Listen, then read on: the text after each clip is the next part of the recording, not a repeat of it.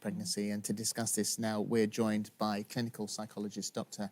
Anna Coulton. Thank you very much indeed for joining us today. There is one particularly powerful moment within the documentary where Meghan discusses having to get ready to go out to an event at the Royal Albert Hall, to be sobbing when the lights were down, but to put the brave face on when the lights came up and people would be looking at her.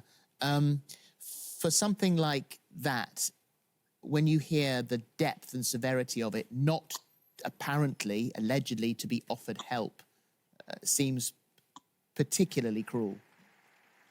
Well, everybody should be offered help for a situation like that. There should, you know, if you are experiencing low mood, depression, suicidal ideation, it's not up for debate that you need help. That's a given. So not to offer it is extraordinary. You know, if that is what happened, that's absolutely extraordinary, and it's wrong. And as you say, it's cruel. Yeah. And so this is what they say in the interview, was that this was the catalyst for the move. Ultimately, it led them to LA, and it wasn't an overnight thing. The Queen wasn't broadsided. This was a decision. I mean, her struggle with her mental health started a year before they even left the monarchy. So do you think ultimately they did the right thing in order to save her? Well, your mental health is the absolute foundation of life. You have to protect your mental health. It's not an adjunct, it's an absolute necessity. You know, life can't be lived, work can't be done.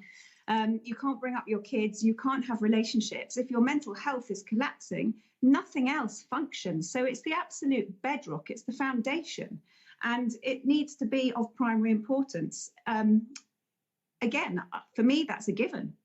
It's kind of non-disputable. Yeah. Bearing in mind that, and we heard many of those stories surrounding Diana and the state of her mental health, and whether or not, you know, so you would hope that any family, any institution might perhaps learn from things that had happened to them. What help should she have been offered?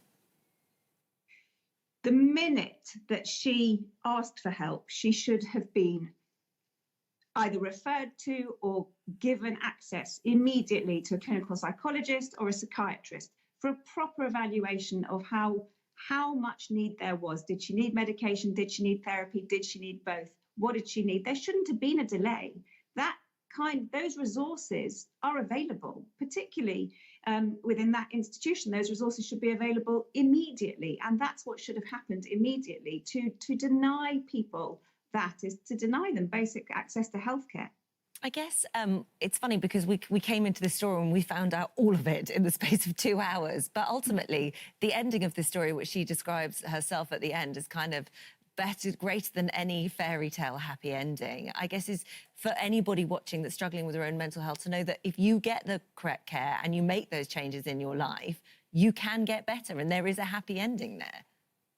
Absolutely. That's what's so upsetting about this, and not just this situation, but all situations, that there is help available. And feeling really depressed, feeling suicidal does not have to be the end of the story. It is possible. Many people come through that and go on to lead full and fulfilled lives, and that is available. There's absolutely no reason why you can't get through things like that with the correct help and support. And that's help and support professionally, but also from family and friends and a support network around you. And it sounds like that's what's happening now, is that there's a broader support network which is available to them. Thank you, Dr. Thank Coulton. you. Thank you very much indeed. Thank you. Good to talk to you. Thank you. Well,